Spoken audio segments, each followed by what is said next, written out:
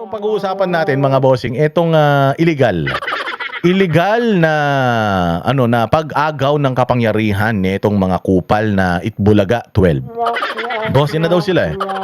12 na daw sila, although dinideny ni Jesus Escudero na hindi naman daw siya lumipat. Siya pa din ay nananatiling nasa gitna, hindi naman daw siya lumipat. Pumasok lang daw siya pero hindi daw siya lumipat. O sige na, maniniwala na nga tayo dyan. O sige, paniwalaan na lang natin yan. O sabihin na natin, bogus 11, Bulaga 11, mga engot na mga 11 ng agaw ng kapangyarihan. Wala man silang 13. Pilit na nga yung 12. Diyos ko po, pinilit pa rin nila yung kanilang posisyon. Ayan na. O, syempre nakita nyo, hindi ba? O, so si Alan Peter Cayetano, siya ang karapat-dapat na maging Senate President. He was elected by 14, at least 14 senators ang nag-elect sa kanya. Yung dalawa kasi nag-abstain eh, tapos siyam sa kabila. Okay, so siya ang Senate President. Ngayon, inaagaw nitong 11 o na naging 12 daw. Inaagaw nila yung posisyon kay Alan Peter Cayetano.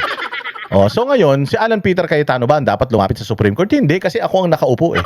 Kung meron dapat dito, kung sino man yung nang-aagaw, which is si Gatchalian, siya ang dapat lumapit sa Supreme Court. Pero lumapit na ba sila sa Gatchalian sa Supreme Court to settle the score once and for all? Eto bang Bulagaan 11, itong mga Kawatan 11, lumapit na ba sila dyan sa Supreme Court para i-assert or at least man lang isumbong sa Supreme Court yung kanilang yung kanilang claim sa kapangyarihan? Hindi. Sabi nga ni Alan Peter Cayetano, why do I have to go to Supreme Court when I know that I was voted by the majority of the Senate when I became Senate President? So kung meron man dito na dapat dumulog sa Supreme Court para ma-legitimize yung kanilang claim na tama yung proseso na ginawa nila, it should be the Gatchalian block. It should be the Malacanang Senate, di ba? Sila dapat, para ma-legitimize sila kasi hindi nga kinikilala ng majority ng mga Pilipino and ng mga senador etong kanilang kapangyarihan. Alam nyo, ang gulo kasi nito. Bakit? Napakagulo nito kasi unang-una sa lahat, wala silang quorum. O kung magkaroon pagbalik nila galing sa recess, impeachment ni Inday Sara. O sa impeachment ni Inday Sara, sino ngayon ang magpe-preside? Si Alan Peter Cayetano ba o si Gatchalian na hindi naman abogado? Siyempre ako, mas gusto ko si Alan Peter Cayetano kasi abogado. Pero ang sabi ni Gatchalian, baka daw ang ipag-preside nila si Jesus Escudero kasi abogado. Di inamin din niya na hindi siya capable. Di inamin din niya na wala siyang kakayanan, di ba? Kasi yung napaka-importanting impeachment proceedings para kay Inday Sara, hindi siya ang magpe-preside. Di ba kinuha mo pa yung Senate presidency? Kung hindi mo naman pala kayang gampanan ng trabaho ng isang Senate President. Hindi ba? So ikaw mismo sa sarili mo wala kang bilib. Kaya ilalagay niyo si Jesus Escudero bilang presiding officer ng impeachment ni BP Sara. Diyos ko po. So ito nga ngayon ang pinag-uusapan natin. So dahil illegitimate sila and sila yung nagki-claim ng legitimacy kasi legitimate si Alan Peter Cayetano. Merong gustong pumalit sa kanya na sinasabi nila na legitimate sila. Kung talagang naniniwala sila na legitimate sila, why not go to Supreme Court and patunayan ninyo. Kunin ninyo yung opinion ng Supreme Court, yung pagbobotohan ng Supreme Court whether yung 12 ba ay kalahati ng 24 o yung 13 at ang kailangan para makapaghalal ng bagong liderato dyan sa Senado. Alam nila mga bossing na kahit grade 1 hindi nila mabobola, hindi nila maloloko dito sa mga ginawa nilang kabulastugan yan. Kaya nga mayroon mga ibang tao hindi sila ang nag-file. Nag-utos siguro sila ng iba-ibang mga tao para file ng petition sa Supreme Court para hindi sila mapahiya kasi kapag sila ang nag-file tapos dinismiss ng Supreme Court di mapapahiya sila, di ba? So may mga biglang-bigla na lang mga teacher na putang ineng yan. Wala nga makain ng mga yan dahil ninanakaw ang pondo ng mga teacher eh. Oo, tapos biglang nag-file ng petition dito sa Supreme Court patungkol diyan sa sa legitimacy ng grupo ni Gatchalian. Ito yung balita mga bossing, pakinggan natin. Dismiss ng Supreme Court kasabay ng kanilang sesyon ngayong araw ang petisyong inihain ng gurong si John Barry Tayam. Nak ng putya, John Barry Tayam. Sino nag-utos sa'yo? Sinong gago ang nag-utos sa'yo na pumunta ka dyan para mapahiya? Sa bagay, sino ba naman tong tao na to? Malamang anti-Duterte ito. Malamang baka isa pa to sa membro ng mga ACT-CIS, ACT Teachers Party List siguro. Na nautusan nila, nilakihan pa yung mga font ng kanyang petisyon para lang makumapal-kapal yung papel niya. Anak ng tinapay, nakikisali kasi sa usapan ng matatalino eh. Hindi naman pinaghandaan eh. O so ayan, nag-file siya ng petisyon. Ano yung petisyon na final nitong tangan to? Laban kina Senador Alan Peter Cayetano, Pia Cayetano at Loren Legarda. Ayon kay Supreme Court spokesperson Attorney Camille Ting, pinawalang bisa ang petisyon dahil sa kawalan ng legal standing o karapatan ni Tayam para maghain ng petisyon sa Utos kayo ng utos sa walang kwentang tao. Ayan tuloy. Alam na kagad eh. The Supreme Court can smell it from miles away. Na itong nag-file ng kaso na ito, napag-utusan lang to, wala talagang alam to. Tayo na, baka nga teacher ng grade 1 yan eh. Baka grade 1 lang mga tinuturuan yan. Tapos nagpipiti-petition na dyan sa Supreme Court. Walang hiya naman. Oh. The SC dismissed the petition filed by John Barry Tayam for lack of legal standing. Putang ina, hindi tumayo. Supot. Hindi pa tuli. Now, the SC ruled that Tayam failed to show that he suffered. Putang ina naman kasi. Apektado ka ba? Ano naging epekto ba nung nangyari dito sa Senado sa buhay mo? At ano ka, nagdidima-demanda ka ng mga or nagpipiti-petition ka para sa sa grupo ni Cayetano? Or was imminent risk of suffering any direct injury from the actions he challenged? Ina kasi eepal ng eepal, hindi naman marunong. korte. Sabi ng Supreme Court, nabigo si Tayam na ipakita na siya ay nagtamo ng direktang pinsala sa mga aksyon ng Senado na kanyang kinu-question. O baka naman ano lang yan, nasaktan lang siya sa mga social media post. Nasaktan siya siguro sa mga live ni Alan Peter Cayetano. Nasaktan siya siguro sa mga sinasabi ni Loren Legarda. Nasaktan siguro siya doon sa mga pag-iyak ni Pia Cayetano. Putang ina, hindi ka man lang sinamahan ng abogado mo, putya. Baka sa rectum mo pa pinagawa yan. Baka pagka tinanong ka kung anong laman ng petisyon mo, baka hindi mo alam ha. Kasi nag-file kami ng petition for certiorari sa impeachment ni VP Sara at nagtagumpay yun ha. Nagtagumpay yung palakpakan. Kasama namin dyan sila si Attorney Torion, sila Attorney Delgra, yung konsehal ng Davao. Kami yung mga co-petitioners noon. Kaya walang impeachment kay Inday Sara noong 2025. It's because nanalo yung petition namin. At yung petition namin yung sa sobrang kapal nung papel na yun, binasa talaga namin yun. Para kapag kasumumpa kami at tinanong kami dyan kung naiintindihan ba namin, naiintindihan talaga namin at kami mismo yung mga nagpanotaryo nung kanya-kanya namin mga petition. Diyos mio, itong mokong na ito, baka pag tinanong mo siya kung ano laman ng petisyon niya, puta, hindi niya alam. Parang yan yung mga nagrarally na mga anti-Cayetano diyan sa labas ng Senado na pag tinanong mo sila kung ano yung rason ba't sila nandoon, hindi nila alam. Basta bayad sila, ganun. Anak ng tinapay, pasikat. Wala kang jowa. Wala kang buhay. Ayop ka. Hiniling ni Tayam sa Korte Suprema na ideklarang isang valid quorum ang presensya ng 12 senador sa sesyon noong June 3. Ayon naman kay Tayam, pag-aaralan niya ang susunod na hakbang. Putang ina, pag-aaralan mo pa yung susunod na hakbang, tanga. Huwag mo na pag-aralan yung susunod na hakbang. Kung gusto mo, tumayo ka sa Luneta. Bantayan mo si Jose Rizal, baka umalis yun dun. Yung mga baliw na katulad mo, hindi na kayo dapat iniintindi. Walang hiya, oh. Putang ina, sabi nga sino nag-file nitong petition na to? Putang ina, teacher. Anong teacher to? Baka teacher ng kinder to? ABC lang tinuturo nitong ulul na to, ha? Hindi natin minamaliit yung mga teacher, ha? O hindi natin minamaliit. Pero tain na nito eh. Nakikialam na sa usapang politika. Baka putya, wala namang alam sa buhay ito. Baka hindi pa marunong maglaban sa sarili niyang brief to. Makikita mo yung buhok nga niya eh. Sali-saliwa eh. Yung buhok nga niya, hindi niya masuklay. Walang hiya ka, oh.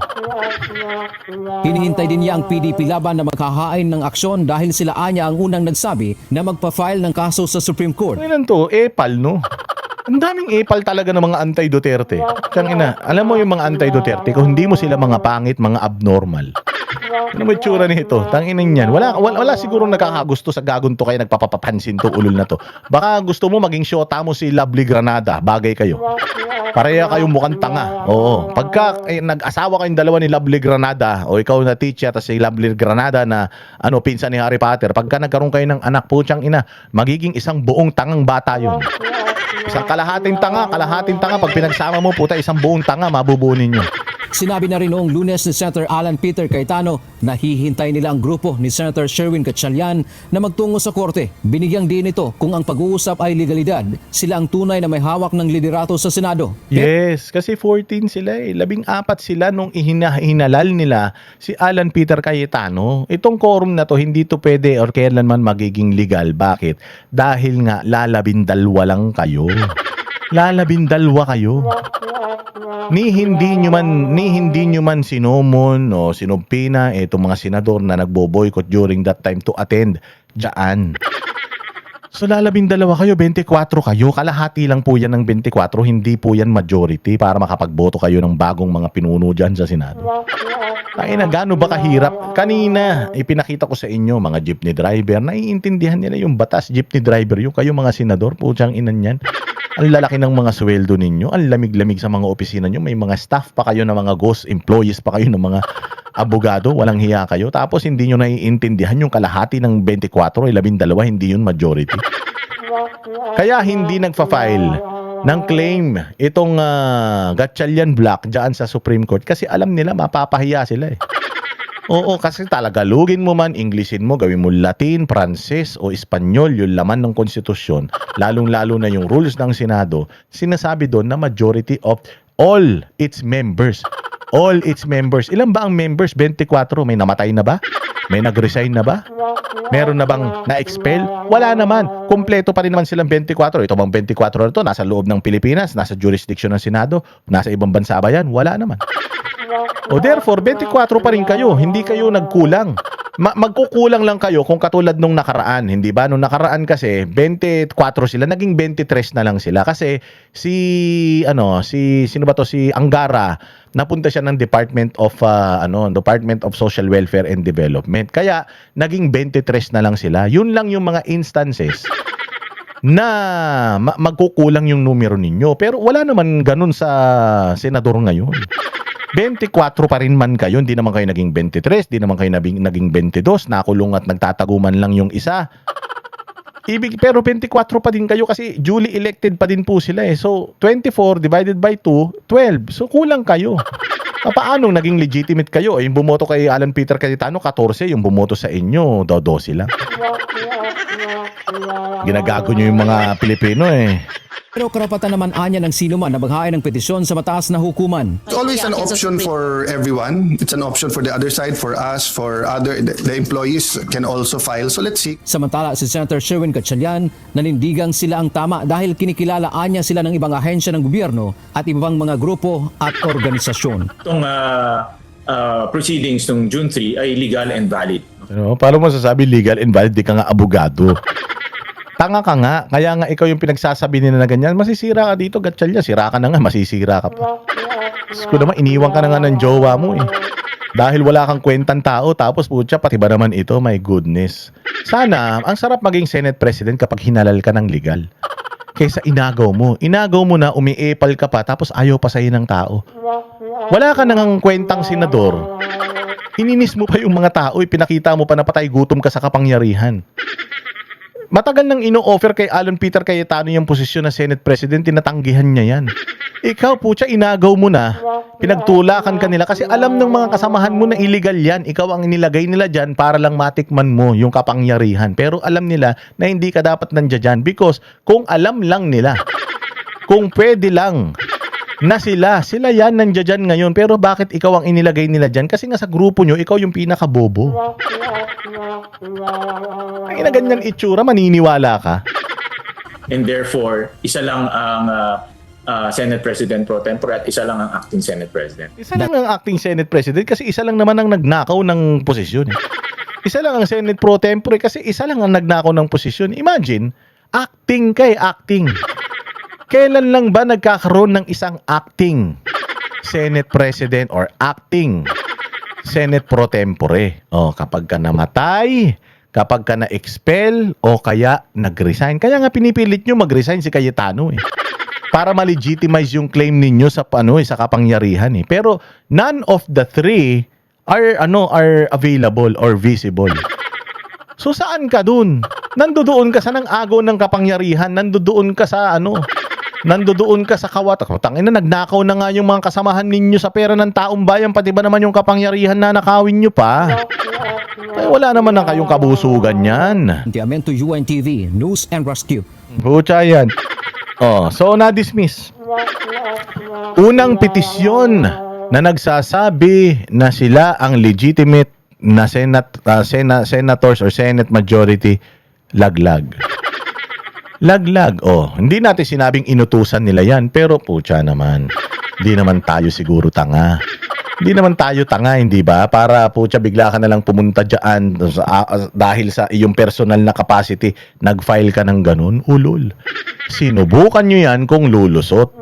Oo, para sa akin ha, pwedeng mali ako, pwedeng tama ako, maaaring sinubukan nila kung lulusot, hindi lumusot. So maghahanap na naman sila ng bagong kengkoy na mauutusan para magsampa na naman ng panibagong. Hindi sila magsasampa mismo kasi pag sila nagsampa mismo, mapapahiya sila eh. Wala na nga silang kakwenta-kwentang mga nilalang. Wala na ngang naniniwala sa kanila, putya ilalaglag pa sila ng Supreme Court, talagang magiging kahiya-hiya yung mga yan. Katulad din ng ginagawa kay Gatchalian. No? Wala silang makita dito sa mga kasamahan nila na tatanga-tanga na pwede na lang utos-utusan at pwede na lang utuin, buyuin na gampanan yan tungkulin na yan. Siya ang napili. Ibig sabihin, putya pinaglalaruan ka ng mga kasamahan mo, Toy. Utoy, pinaglalaruan ka ng mga kasamahan mo, tuwan-tuwa ka naman sa kapangyarihan mo, walang hiya, oh. Yan ang panatero, walang inuurungan. Pag tama palakpakan, pag mali ay